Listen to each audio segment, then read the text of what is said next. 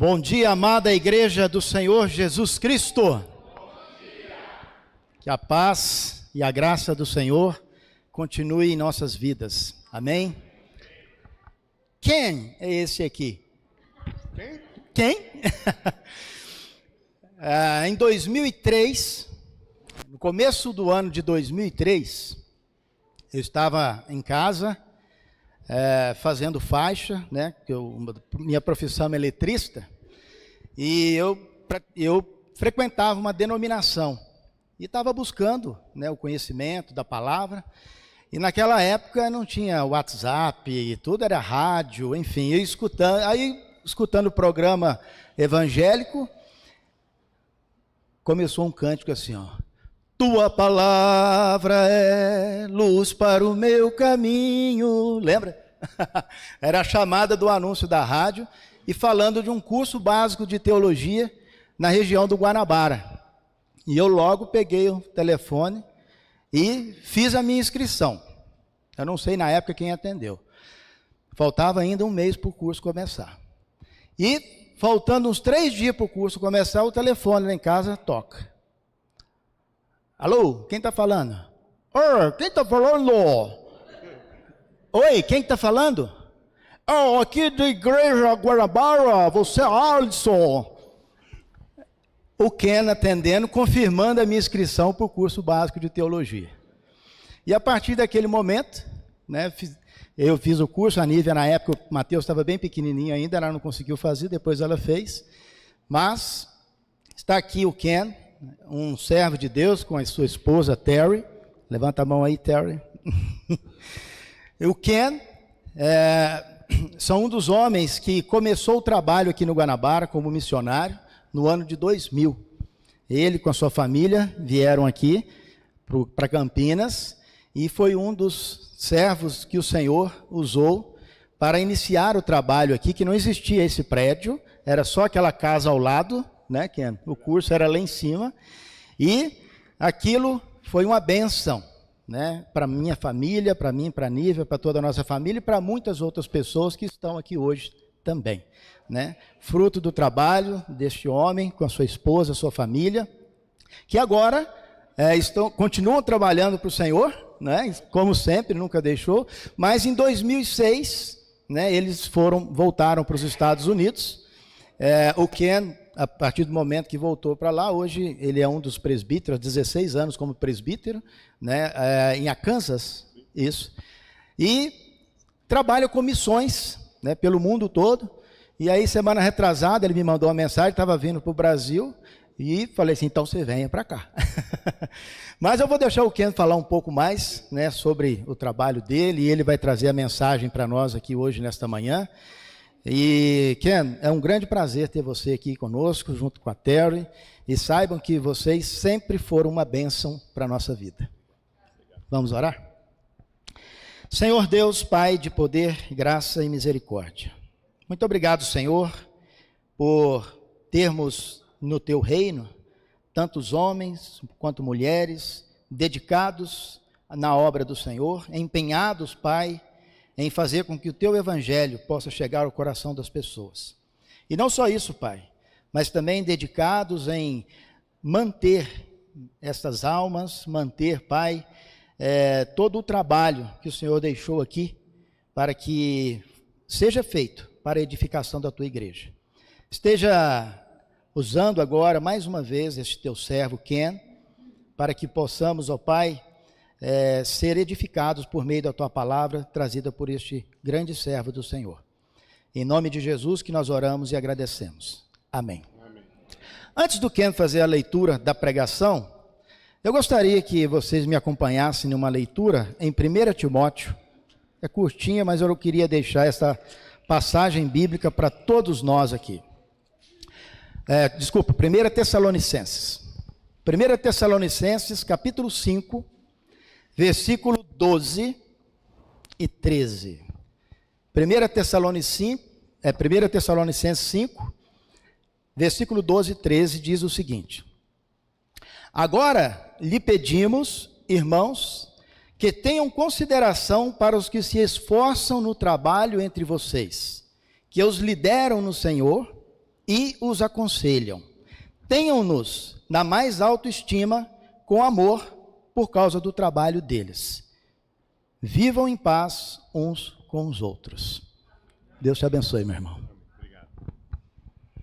Então, bom dia, irmãos, irmãs. Você não imagina a alegria que está em nosso coração de estar aqui hoje com vocês. O meu trabalho agora, eu trabalho com uma universidade cristã no estado de Arkansas, com mais ou menos 5.000 estudantes. E eu pensei sobre a mensagem de hoje, eu decidi falar sobre fé sob pressão. Fé sob pressão. E eu fiquei pensando sobre todas as minhas decisões na vida, quando eu falei, jamais teria casado uma moça de 19 anos. Eu queria ter um emprego, um carro bonito, uma casa grande.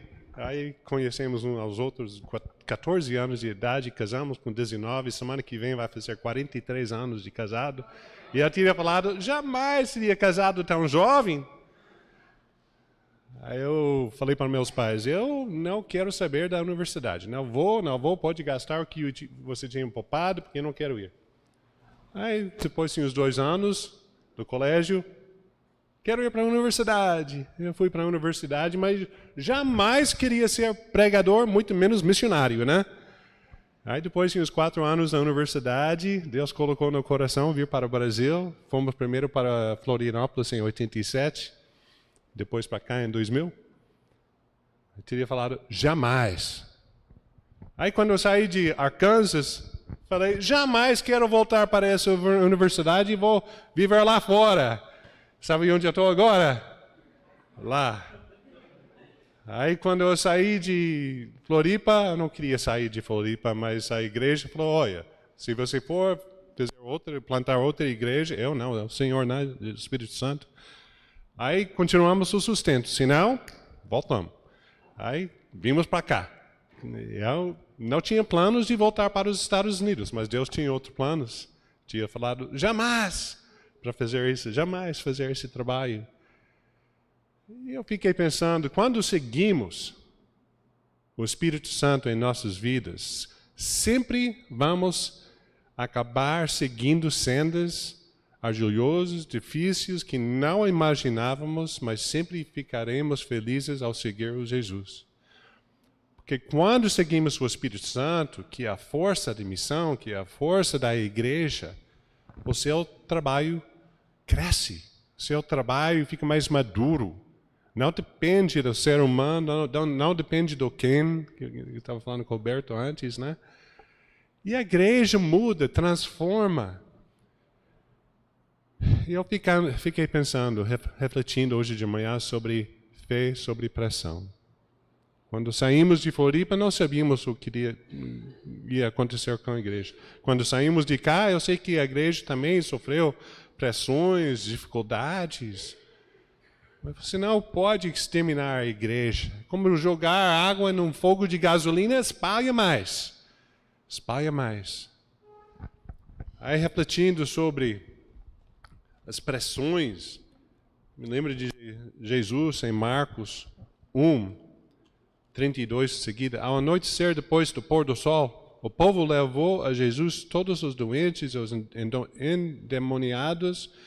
Toda a cidade se reuniu à porta da casa e Jesus curou muitos que sofriam de várias doenças. Também expulsou muitos demônios.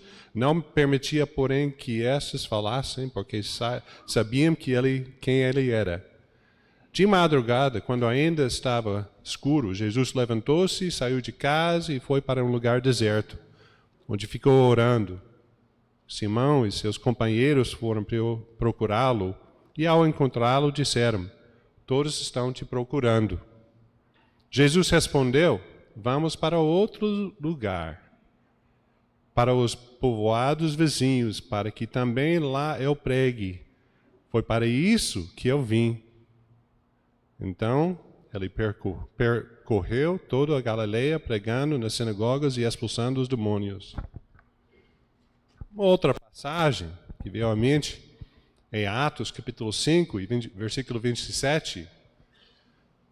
Tendo levado os apóstolos, apresentaram-nos ao sinédrio para serem interrogados pelo sumo sacerdote, que lhes disse: demos ordens expressas a vocês para que não ensinassem neste nome. Todavia, vocês encheram Jerusalém com sua doutrina e não querem tornar culpados e nos querem tornar culpados do sangue desse homem. Pedro e os outros apóstolos responderam: é preciso obedecer antes a Deus do que aos homens. Fez sobre pressão. E ainda, em Atos 8, e Saulo estava ali, consentindo na morte de Estevão. Naquela ocasião, desencadeou-se grande perseguição contra a igreja em Jerusalém.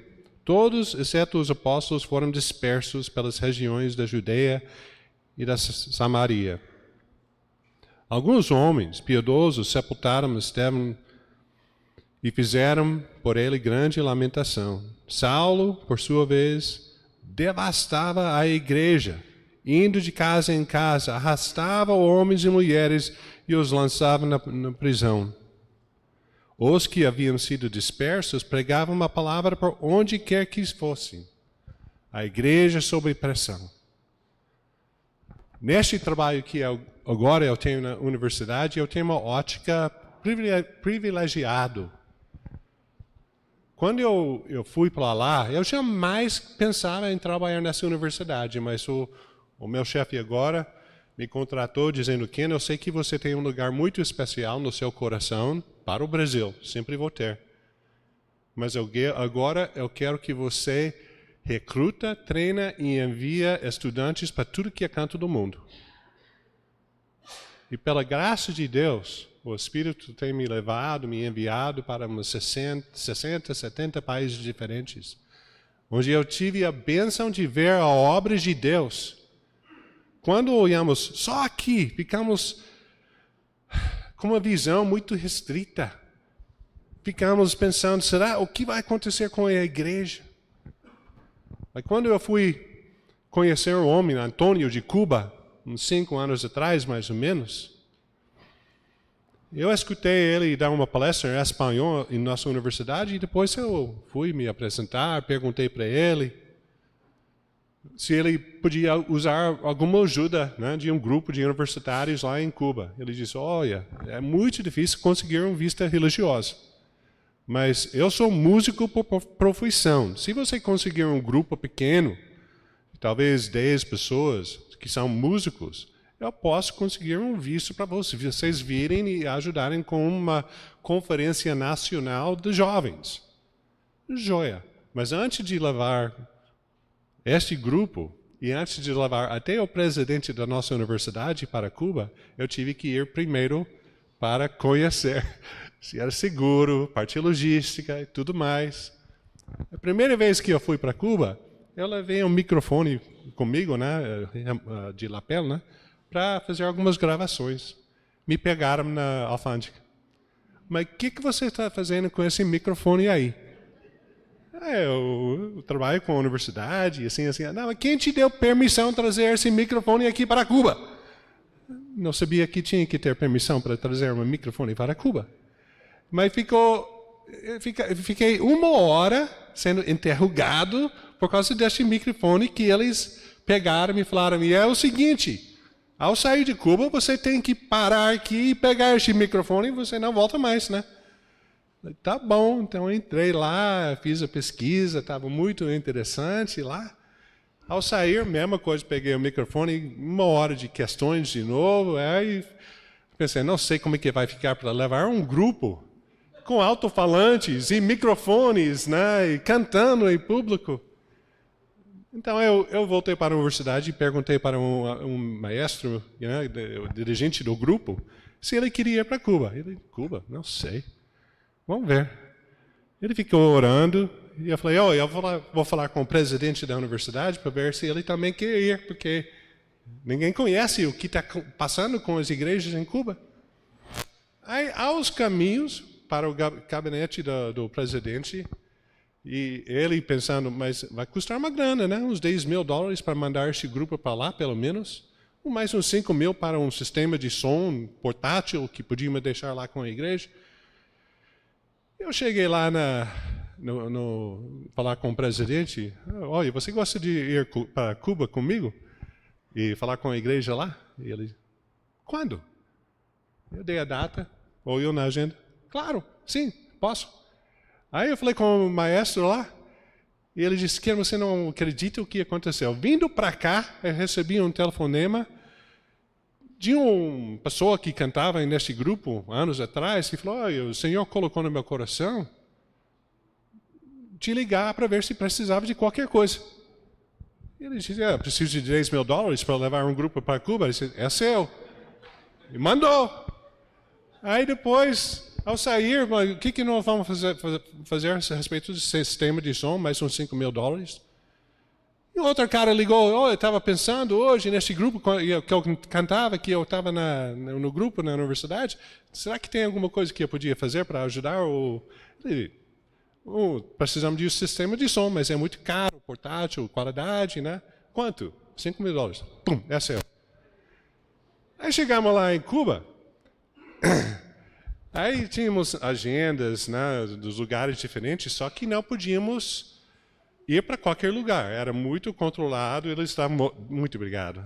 Peguei um pneumonia mês passado e ainda tem sequelas aí um pouco. Só um pouquinho.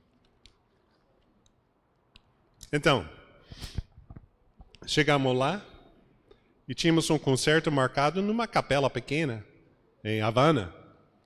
E um dia antes, o governo ligou para nós, falou, aí não pode. Você é um grupo religioso, aquele espaço é um espaço cultural. Então o que vamos fazer? E o ministro de religião de Cuba nos disse, será que a catedral principal de Havana serve? Na Havana antiga lá? Serve! Entramos lá, cantamos, o nosso grupo em espanhol ou inglês, o grupo dos nossos irmãos em Cuba em espanhol. Depois o ministro levantou e olha só, os governos de Cuba e os Estados Unidos estão sempre em conflito, mas aqui podemos ver americanos e cubanos cantando em harmonia juntos. Para a graça de Deus. A igreja em Cuba tem sofrido tanto. A igreja em Cuba, sob pressão, quando Fidel tomou conta lá da Revolução, quase todos fugiram. Todos. E na região de Matanzas, ou leste de Havana, tinha uma família, o Antônio, um amigo meu agora, esse palestrante em nossa universidade. Ele disse que ele fazia parte de uma orquestra sinfônica lá de Cuba. Todos seus amigos fugiram, a orquestra quase terminou. Ele ficou escondido porque o governo tirou todos os prédios de todas as igrejas, foi contra a lei ter reuniões de adoração, e ele escondido com seus pais, que tinha uma fábrica que também foi prendido pelo governo, ficaram com nada. 3 pessoas adorando a Deus em segredo. E pela persistência e a fé, essa fé sob pressão, depois, nos anos 90, começou a aliviar um pouco essas pressões e a igreja começou a crescer, e a crescer, e a crescer. E só naquela província de Matanzas hoje, nós temos umas 50 igrejas com mais de 700 membros. E eu fui para lá com essa alegria, e eles me falando, Ken, você pode cumprimentar a igreja, mas não pode pregar, não pode orar, não pode ler a Bíblia. Eu fui lá, então o que eu vou dizer, né? Não pode ficar atrás do púlpito. Eu não tinha espaço, eu tive que ficar atrás do púlpito, comecei a pregar, mas como encheu de alegria o meu coração, de ver como é o Senhor que faz tudo isso. Eu fico pensando em Equador aqui perto, né? Que eu não conhecia, eu só conhecia o Brasil na época. Eu fui convidado por um missionário lá a enviar um grupo de estudantes para o Equador. Falei, eu não vou para o Equador antes que eu conheça, para ver se é seguro, logística, tudo isso. E talvez vocês não sabem, mas no começo daquele trabalho evangélico em Equador, houve 5 missionários que queriam trabalhar com os grupos indígenas muito remotos na selva. E eles tentaram fazer um contato durante alguns meses de avião, dando presentes, recebendo presentes, aprenderam algumas frases do idioma deles. E um dia eles decidiram pousar. Havia um rio lá, e o aviãozinho conseguiu pousar na areia, numa praia do rio. E eles tinham levado com eles armas, mas não para defesa pessoal, mas para talvez espantar, se alguém atacar, porque era um grupo muito violento. E os 5, quando chegaram lá, receberam alguns daquela tribo, depois os outros vieram, mataram os 5 missionários. O que vai acontecer com a igreja em Equador? As esposas de alguns desses homens ficaram lá. A irmã de um desses homens ficou lá. Eles aprenderam o idioma desse tribo, entrou na selva e morou 2 anos com eles até que eles se convertissem também.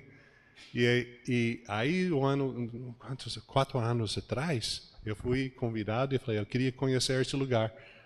Para mim era um lugar sagrado, onde os missionários morreram pela fé. Sob pressão. Eles podiam ter atirado os índios. Preferiam morrer para que eles pudessem ter chance de viver eternamente. E eles morreram. Então, quando eu fui lá para Quito, depois um avião, eu dirigi, um amigo me levou, e depois pegamos um avião, fomos lá no meio da selva, pegamos uma canoa e entramos lá na mesma aldeia onde eles haviam sido mortos. E fiquei arrepiado.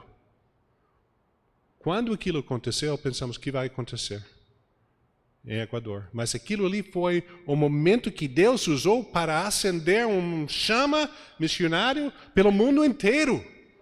Pegou as notícias internacionais, muitas pessoas se interessaram em doar dinheiro, sustentar missionários, de missionários irem para todo o mundo. O que parecia uma tragédia, que era uma tragédia, Deus usou para a sua glória para espalhar a igreja cada vez mais. A igreja sob pressão.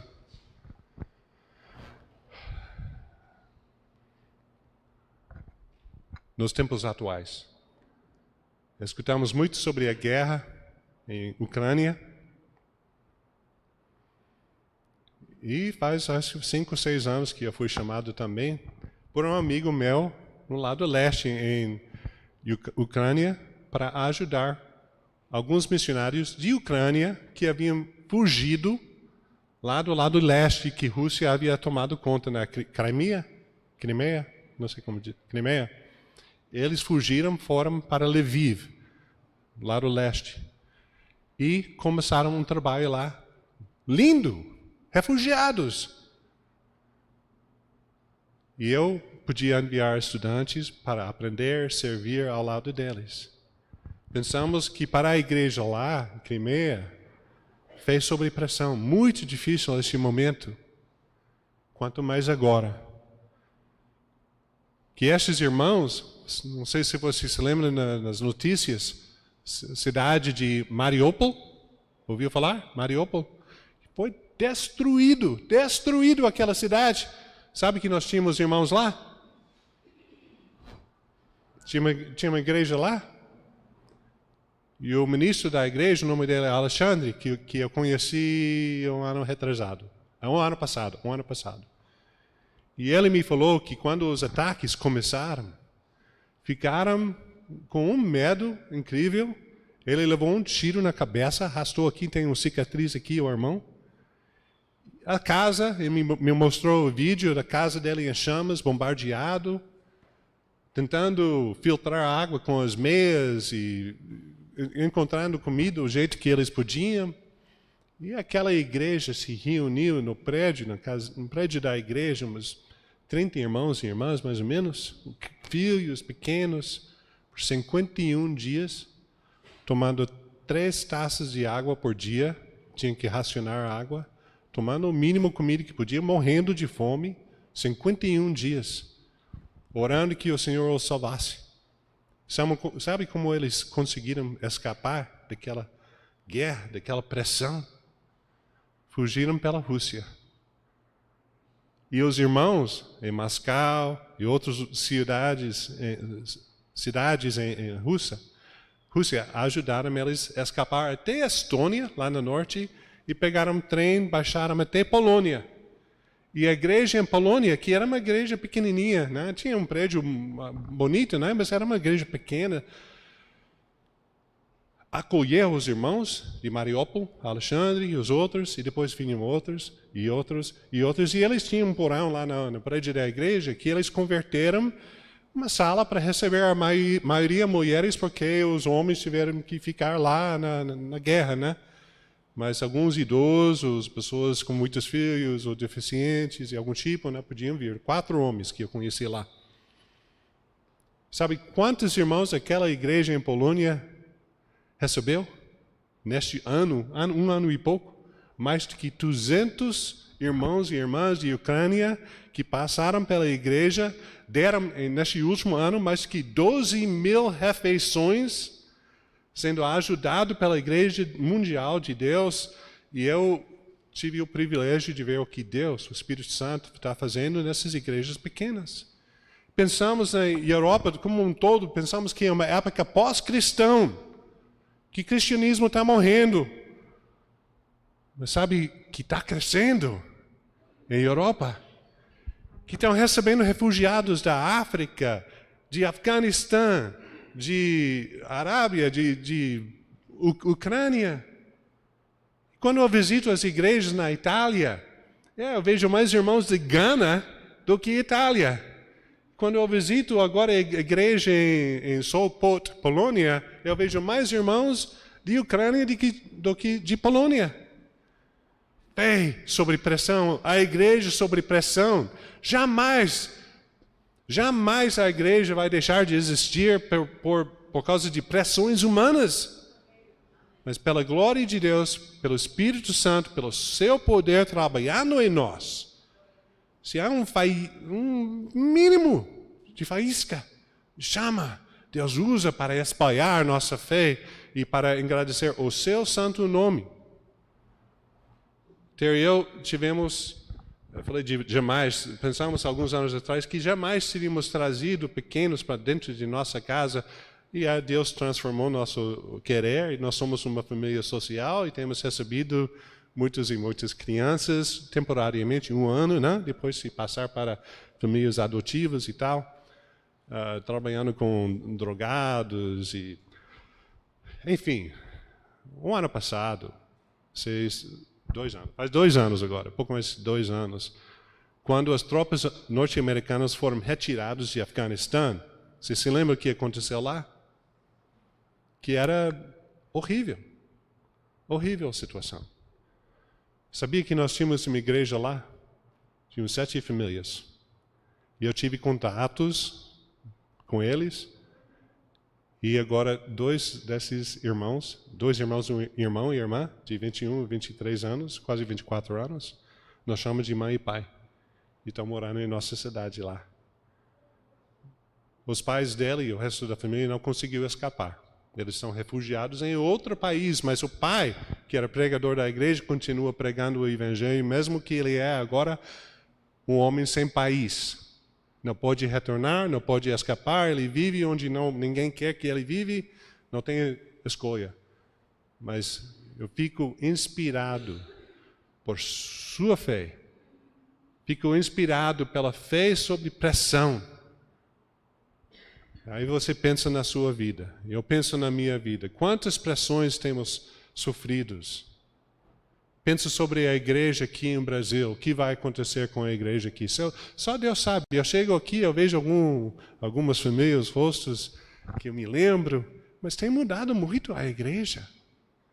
Eu fico pensando, se eu tirar uma cadeira de madeira e uma perna quebrar e eu colocar outra perna, será que é a mesma cadeira? E se tirar uma outra perna e colocar, e a outra perna e colocar, e um costo e colocar, será que é a mesma igreja? Aí não é, né? Aí não é. Bem parecido, E eu fico olhando esses rostos aqui. Quantos irmãos foram para outros lugares, fizeram outras coisas, quantos irmãos Deus traz de novo e vai florescendo a igreja, a fé sob pressão. Deus usa esses transtornos, o que nós pensamos que são transtornos em nossa vida para reviver a sua igreja, para que nós saibamos que isso não vem de nós. Eu não fiz este trabalho aqui. Eu não fiz este trabalho em Floripa. Deus usou a nós, o Espírito Santo trabalhou por meio de nós. Apesar das nossas fraquezas, apesar desse sotaque que eu ainda tenho, depois de 18 anos falando português, apesar de ser estrangeiro, apesar de quantas coisas Deus pode nos usar, mas nós temos que crer e confiar em Deus, colocar toda a nossa esperança nele. E eu tenho certeza que aqui no Brasil,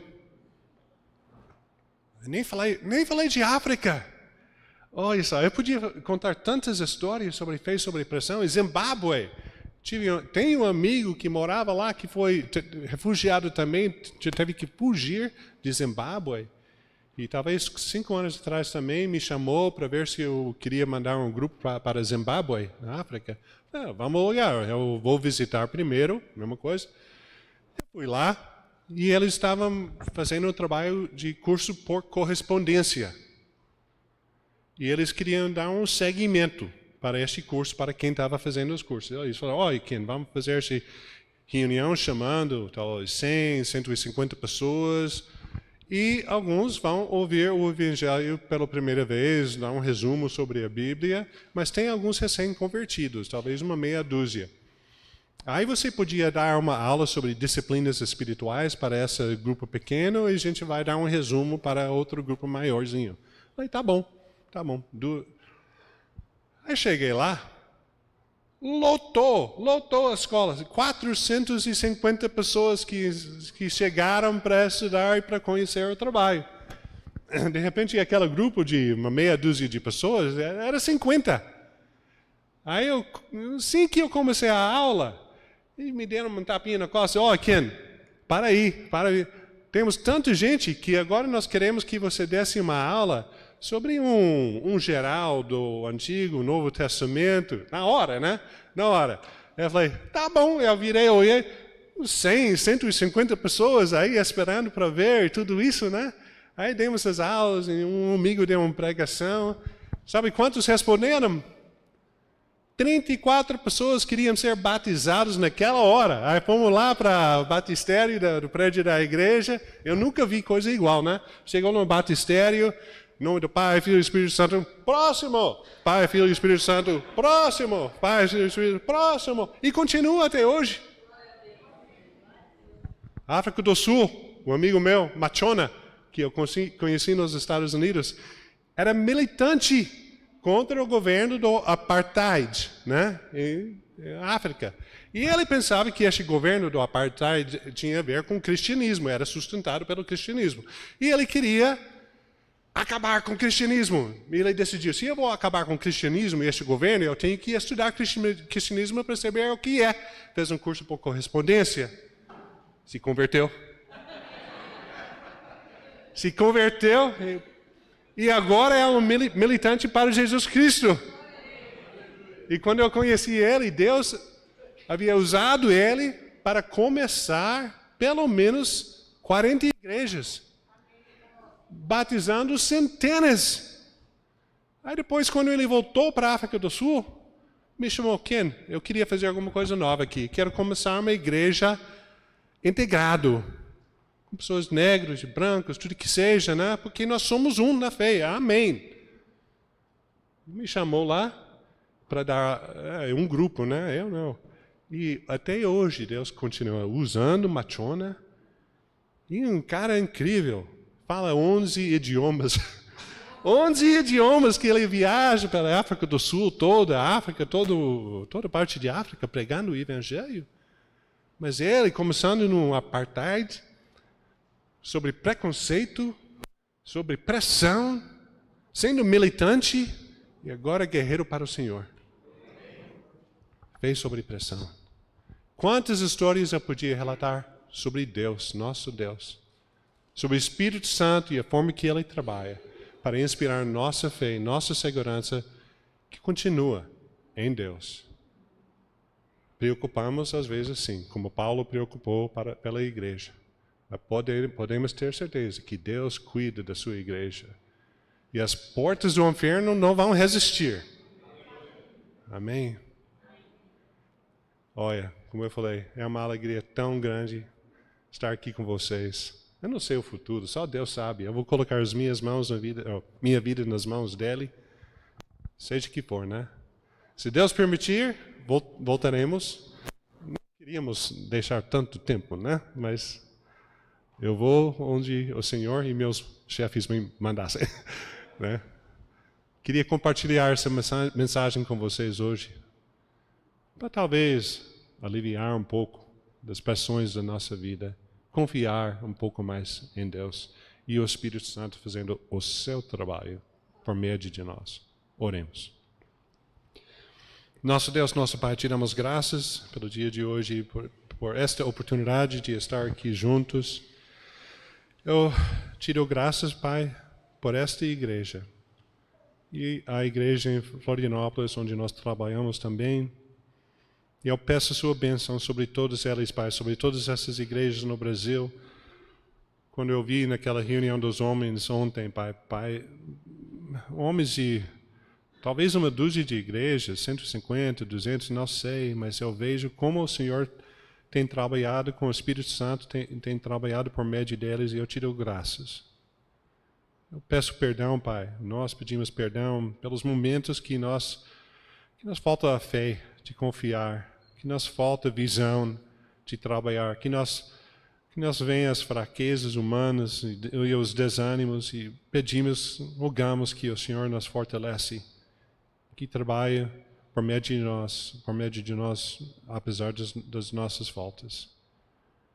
Te damos graças, Pai, pela transformação que o Senhor ha feito em nossas vidas. Esta é a nossa oração em nome de Jesus. Amém.